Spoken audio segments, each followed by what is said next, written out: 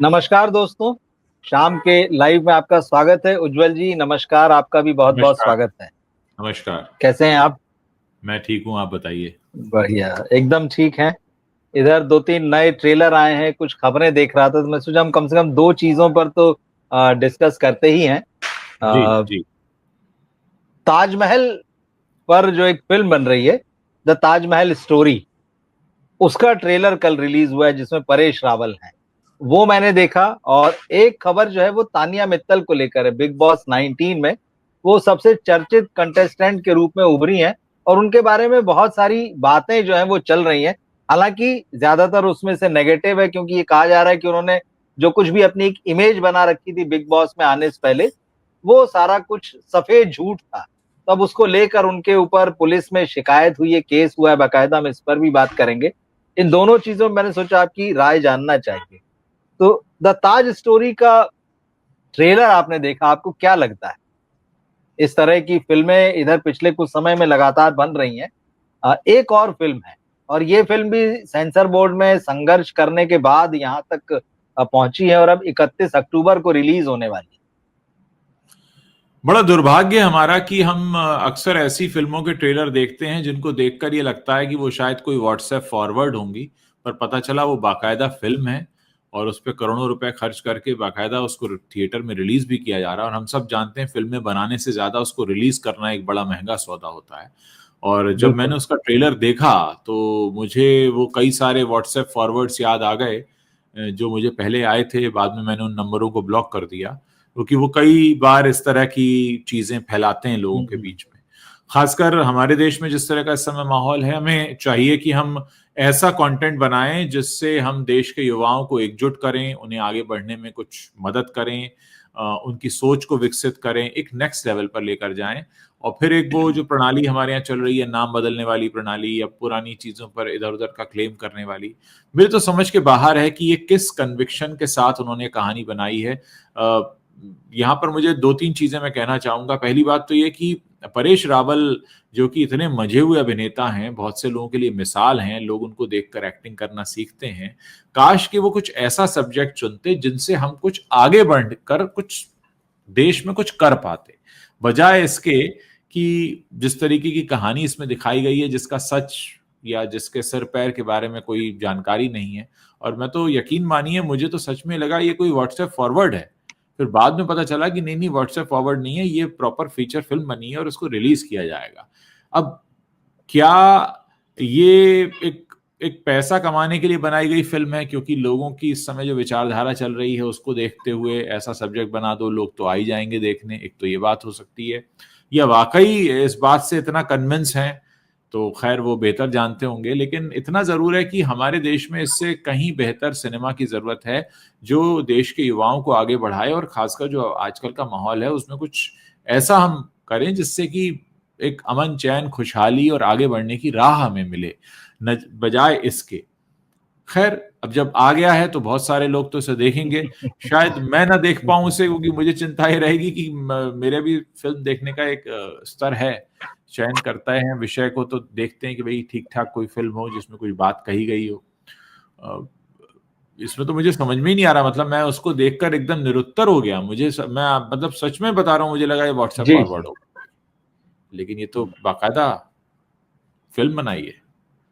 और हाँ, क्या बोले उसके नहीं आपने बारे में, बिल्कुल। मतलब क्या क्या बोला क्या जाए, मैं समझ ही नहीं पा रहा हूँ। मैं मतलब उसको देख के मुझे, मेरा कहते हैं ना, मैं चुप हो गया थोड़ी देर के लिए कि अच्छा, इस पे किसी ने फिल्म बना ली है। क्योंकि अभी तक तो, कुछ समय पहले तक तो ये व्हाट्सएप में फॉरवर्ड चल रहा था। तो अब क्या हर व्हाट्सएप फॉरवर्ड पर पिक्चर बनेगी क्या? ये आपने ठीक कहा कि क्या हर व्हाट्सएप फॉरवर्ड पर फिल्म बनेगी। हाँ, क्योंकि संभावना इधर लगातार ऐसी बनाई जा रही है कि व्हाट्सएप फॉरवर्डों पर किताबें लिखी जाए, व्हाट्सएप फॉरवर्ड्स पर जो है वेब सीरीजें बनाई जाएं, फिल्में बनाई जाएं। और इन फिल्मों का जिस तरह से प्रचार है, इसका ट्रेलर में देख रहा था तो जैसे मतलब बड़े कन्विक्शन के साथ बोलते हैं कि ताजमहल का डीएनए टेस्ट होना चाहिए।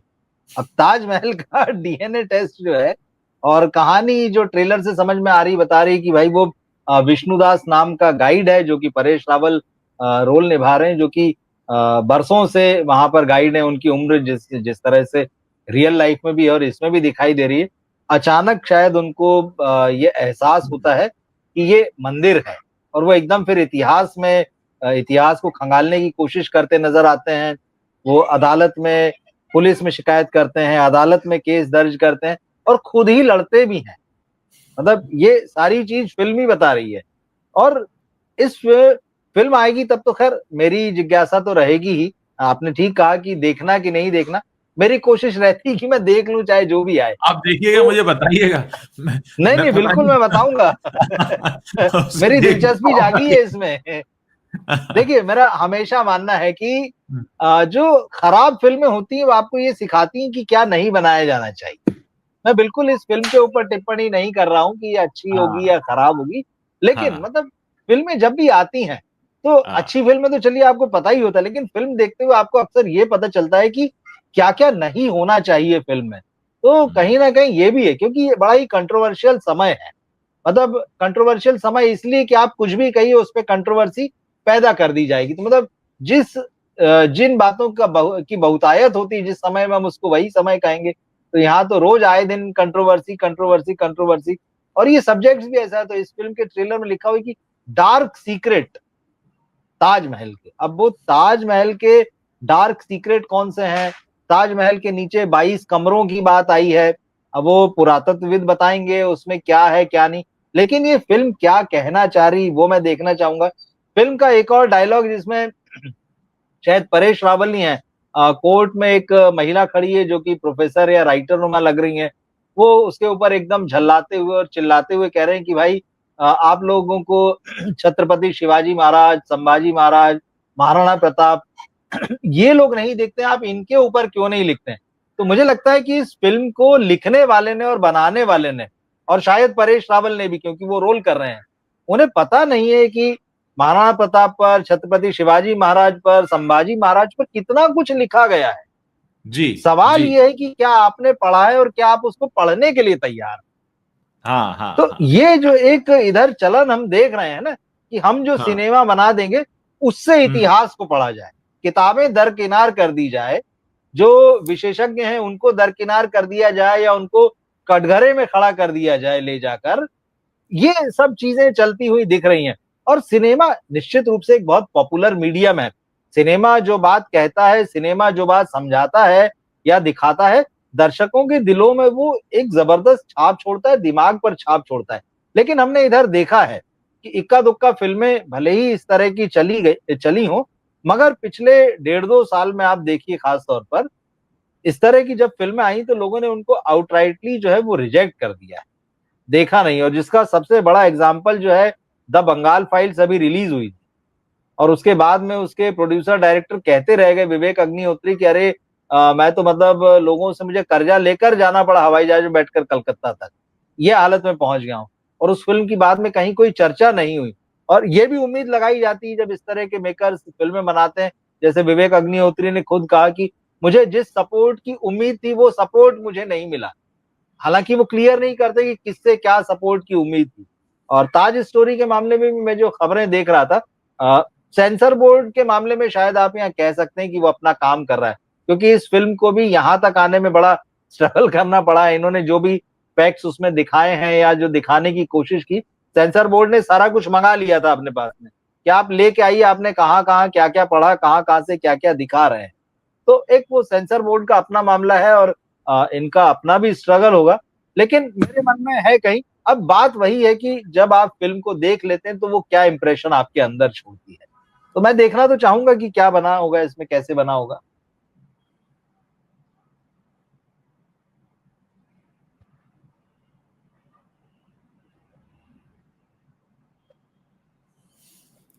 उज्जवल जी। जी हाँ। आपने तय कर लिया कि आप नहीं देखेंगे कुल मिला के इस हाँ, फिल्म को। देखिए मैं अभी इस बारे में यही हाँ सोच रहा हूं कि ऐसा सिनेमा ये बना रहे हैं, फिर ये भी जानते हैं कि सिनेमा का प्रभाव हमारे देश पर बहुत ज्यादा पड़ता है, खासकर युवाओं पर। अब यहाँ पे मुझे दो चीजें समझ में आती हैं।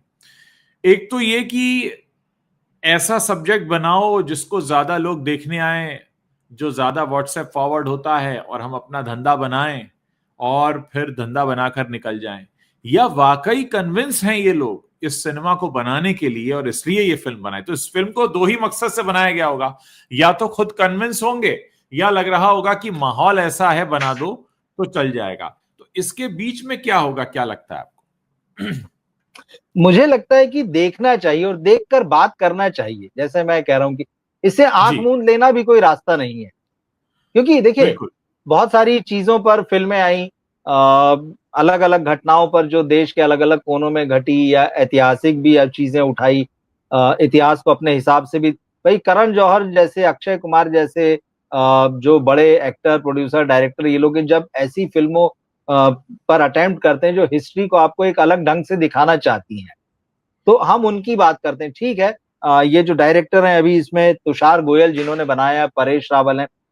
मैं तो एक मजेदार चीज ये भी पढ़ रहा था, हालांकि मुझे उस पर भरोसा नहीं हुआ, क्योंकि सोशल मीडिया में बहुत सारी चैटिंग होती है, तो कई लोगों ने ये लिखा कि दरअसल अक्षय कुमार और परेश रावल के बीच जो झगड़े की खबरें आई थी बीच में, हेरा फेरी थी, वो दरअसल इस फिल्म में लीड रोल निभाने की थी।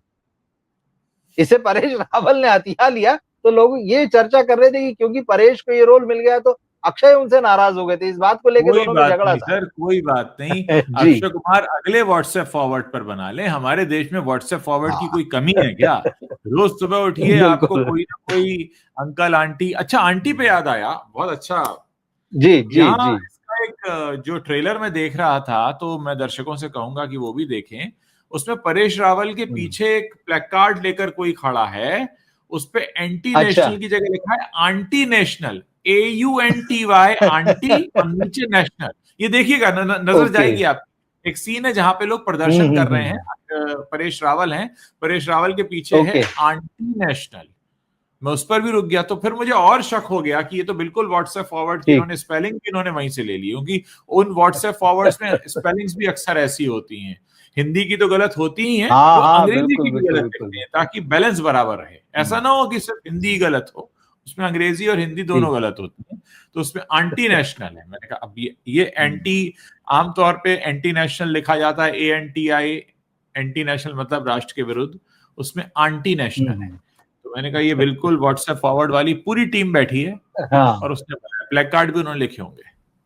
तो अक्षय हमारे कुमार के लिए दर्शक, एक बार हाँ। व्हाट्सएप फॉरवर्ड भी मिल जी सकता है, जी। उसमें कोई बड़ी बात नहीं। हमारे देश में तो नहीं नहीं, मिलेंगे ऐसे। इसमें तो बाहर है, भाई बाहर है व्हाट्सएप फॉरवर्ड्स की।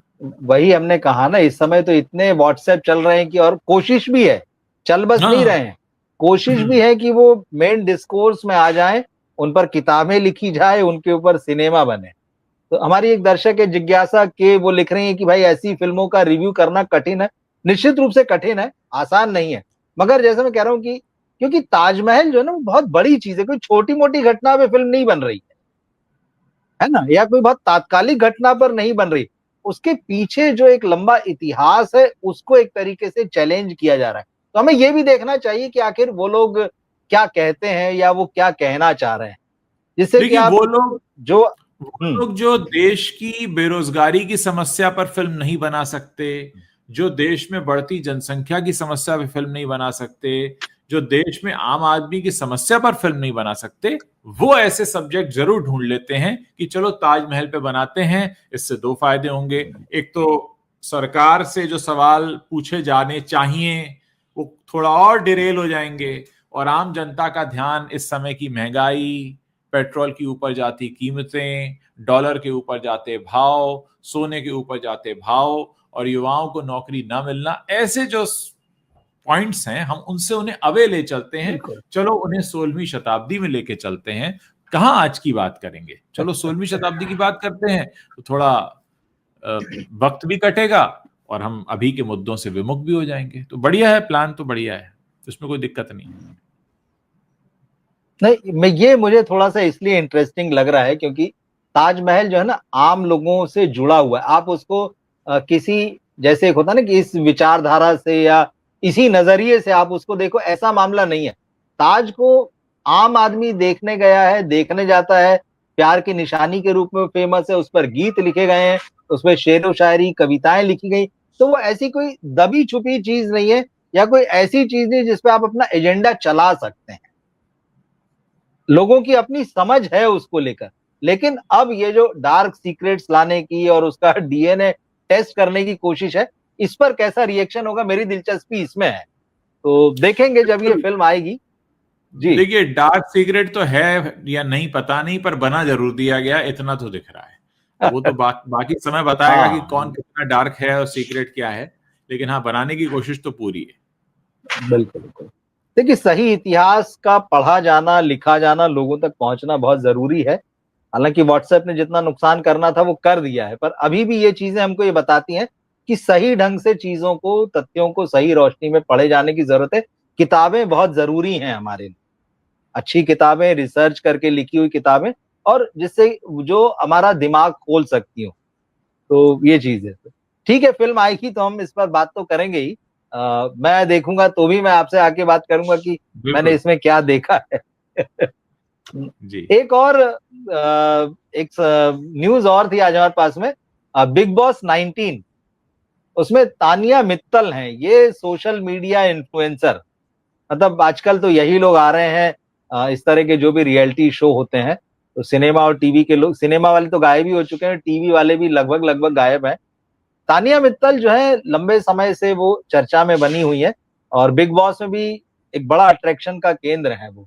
लेकिन जो सबसे बड़ी बात निकल कर आई है उनके वहां जाने के बाद में, उनके बहुत सारे झूठ वो रील्स में जो परोसा करती थी कि 500 बॉडीगार्ड और इतना बड़ा आलीशान महल, मकान, और जाने कितने सूटकेसों में भर के हजारों साड़ियां और गहने, वो सारा कुछ जो है धीरे धीरे खुलकर सामने आ गया है। जो लोग भी सोशल मीडिया से जुड़े हैं, निश्चित रूप से हमारे दर्शक जानते हैं, और जुड़े ही हैं वो लोग। तो वो सब सारे झूठ जब सामने आ गए हैं, तो तानिया मित्तल पर ग्वालियर में एक सज्जन ने मुंबई से जाकर जो है एफआईआर दर्ज कराई, उनके खिलाफ केस कराया है। और केस इस बात का है कि भाई इन्होंने झूठ बोला है और गुमराह किया है। तो मुझे वही आश्चर्य लगा कि जिस दौर में हम रह रहे हैं, झूठ से भरा हुआ, जितनी ऊंची फेंक सकते हो, जितनी लंबी फेंक सकते हो, जितने जुमले चला सकते हो, जितने झूठ फैला सकते हो, व्हाट्सएप की भी बात हमने की।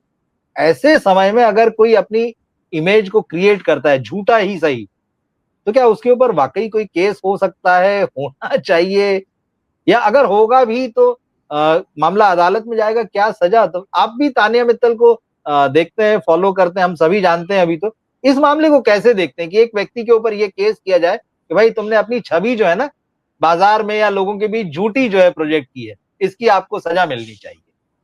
देखिए, ये तो वैसे भी जुमला युग चल रहा है, तो जुमला युग में अगर जुमलेबाजी पर या झूठ बोलने पर या यूं ही रंगीन सपने दिखाने पर अगर सजा होने लगे, तो सबसे पहले तो देश के नेताओं को अंदर करना पड़ेगा, उनको उन पर मुकदमे चलाने होंगे। बाकी रही बात बिल्कुल एंटरटेनमेंट के बदलते स्तर की, तो आज हमारे देश के एंटरटेनमेंट का स्तर ये है कि हम जाकर देखें कि किसकी कितनी बीवियां हैं, किसकी कितनी पति हैं, कौन किसके साथ सोता बिल्कुल है, कौन किसके साथ नहीं सोता है, और कौन किसके कमरे में रहता है, कौन किसके कमरे में नहीं रहता है। वो एक अरमान मलिक भी हैं, उनकी भी 2 पत्नियों का अक्सर जिक्र होता है, उन पे भी केस हो गया है। बिल्कुल अब आप तान्या मलिक की बात कर रहे हैं कि उन्होंने झूठ बोला है, मतलब झूठ बोला है और उस पर केस हो रहा है। तो अगर झूठ बोलने पर केस होने लगे, तो मुझे लगता है कि हमें तो फिर करोड़ों अदालतें खोलनी पड़ेंगी, क्योंकि हमारे देश में तो कहाँ है जहां झूठ नहीं चल रहा है। मतलब मैं तो जुमला युग इसलिए कह रहा हूं कि बहुत धड़ल्ले से झूठ बोले जाते हैं, बहुत धड़ल्ले से झूठ चलते हैं। तो वाकई बहुत हैरत तो हो रही है। और साथ ही हमारे देश की महान जनता, मैंने कहा ना, आजकल एंटरटेनमेंट का दूसरा नाम है दूसरे के घर में झांकना, कि भाई फलां की लाइफ में चल क्या रहा है। मतलब एक व्यक्ति की जिंदगी दूसरे व्यक्ति का मनोरंजन बन गई है। तुम्हारा क्या सही दुख है बात। मुझसे कहो, तो ताकि मुझे मजा आए तुम्हारे दुख को सुनकर। आजकल जब हम यहाँ हैं, तो ऐसे में झूठ और सच क्या, झूठ और सच तो बहुत पुराने टाइम के वो रह गए। कहते हैं ना कि बहुत पुराने समय की बातें हो गई। आज तो हम एक नए बिल्कुल एडवांस युग में पहुंच चुके हैं, जहां पे हम झांक रहे हैं कि भैया दिखाओ क्या है तुम्हारे घर में। अच्छा ये बात है, अगर हम ये बात तुम्हारे घर की बाहर ले आए, तो हम इस पर हंस सकते हैं या मजा कर सकते हैं। और कुछ लोग तो बैठे ही है करने के लिए। कितने वीलॉगर्स हैं जो सिर्फ अपने घर के किस्से ही बताते हैं कि आज मेरे घर में बिल्कुल। क्या बना है, वो लॉग। उनका कंटेंट ही ये है। तो ऐसे जब हम चरम पर हैं, तो अभी तो देखिए आने वाले समय में और क्या क्या आता है। अभी तो यही है शुरुआत। खैर, अब ब्लॉग्स तो ऐसे ऐसे बन रहे हैं कि जिनकी आप यहाँ पर चर्चा भी नहीं कर सकते हैं। बिल्कुल लेकिन एक बिल्कुल। बात ये इससे साफ हो चुकी कि मतलब आजकल शोहरत का मतलब यही सब रह गया है, मतलब कि आप जो है कुछ ग्लैमर की बातें, अपने बारे में उल्टी सीधी चीजें बातें फैला दें, अपने जी, बारे में जो है कुछ एक ऐसी छवि गढ़ लें जिसको देखकर लोग चकित हो जाएं, और फिर बाद जी, में पता चले कि वो सब तो झूठ था, क्योंकि लोग भूल जाते हैं, एक झूठ जाता है तो दूसरा झूठ आ जाता है उससे बड़ा। तो ये जी। लोगों के बारे में बताता है कि हम किस तरफ जा रहे हैं, कैसे समाज की तरफ जा रहे हैं। जी। नहीं, बिल्कुल। देखिए, हम कहीं न तो कहीं जो कंटेंट देखते हैं, देखिए सबसे पहली बात तो ये आप देखिए कि किस तरीके का कंटेंट वायरल होता है। वायरल कौन-सा कंटेंट होता है? जो शेयर होता है, यानी मैंने देखा तू भी देख। अरे तूने देखा फलां को भी भेजें। ठीक बात यानी है। इस चीज को हम दे रहे हैं बढ़ावा। तो आप देखिए ना, मतलब बहुत बिल्कुल। सारे लोग अरमान मलिक का जिक्र करते हैं, या हुँ। जिक्र होता है दीपिका कक्कड़ का, जो सिमरन नहीं, ससुराल सिमर से पॉपुलर हुई थी। ये सब लोग आजकल क्या कर रहे हैं? अपने घर के किचन, अपने घर के bedroom, drawing room, living room में क्या हो रहा है उसके किस्से साझा कर रहे हैं और आगे बढ़ रहे हैं। बहुत हैरत इसलिए भी होती है कि लोग इसको न सिर्फ देखते हैं बल्कि शेयर भी करते हैं, और लोगों के बीच ये चर्चा का केंद्र होता है कि अरे भाई फला फला में देखा क्या हुआ। आप देखिए बिग बॉस जैसे शो का पूरा आधार क्या है? यही है ना, एक दूसरे के घर में बिल्कुल। झांकते थे, अब हाँ। सब एक घर में रहो और हम एक दूसरे के हिस्से में झांकेंगे। तो मुझे लगता है कि ये सबसे लोएस्ट डिग्री का अगर एंटरटेनमेंट कोई हो सकता है, जिसको अगर हम एंटरटेनमेंट कहें तो वो ये है। लेकिन हाँ, इस सब के बीच ये भी बात है जो आपने बड़ी सही उठाई कि झूठ बोलने पर केस होने लगे तो फिर हमारे देश के नेता बेचारे कहाँ जाएंगे? उनकी तो दुकान ही चल रही झूठ बोल बोल के, तो कब से झूठ बोल रहे हैं, और दिन में 10-10 बार बोलते हैं, जोर जोर से झूठ बोलते हैं। और जिसका जितना बड़ा सफेद झूठ, उसका उतना ज्यादा सफेद कुर्ता होता है और उतनी बड़ी पोजीशन होती है। हाँ। तो यहाँ तो कोई बचा ही नहीं है। जो ऊंची ऊंची और सबसे ऊंची पोजीशन पे बैठे हैं उनका भी यही हाल है। तो कहाँ किस किस पे केस करोगे? और क्या हमारे देश के कानून में ऐसी कोई धारा है कि झूठ बोलना गुनाह है? झूठ बोलना गुनाह तो है, लेकिन झूठ बोलना वालों को पकड़ोगे कैसे और कहाँ कहाँ पकड़ोगे? कोई स्टेज पे बोल रहा है, कोई टीवी पे बोल रहा है, कैमरे पे बोल रहा है, कोई किताब में बोल रहा है, और कोई व्हाट्सएप फॉरवर्ड में तो चल ही रहा है। चलिए, चाहे द ताज स्टोरी की बात हो या तानिया मित्तल की बात हो, समाज के जी। अंदर जो चल रहा है उसका कहीं न कहीं एक सच तो है वो। भले हाँ, ही हाँ। वो नेगेटिव लाइट में है, जैसा भी है, तो इससे पता चलता है कि हम कैसे समय में रह रहे हैं। ये भी जी, एक हमारे सामने निकल कर आता है, और इसको भी जी। नोट किया जाना चाहिए। तो उज्ज्वल जी, बहुत-बहुत धन्यवाद। आप आए और हमने इन मुद्दों पर बात की। मिलते हैं फिर अगले किसी लाइव में। शुक्रिया। Thank you.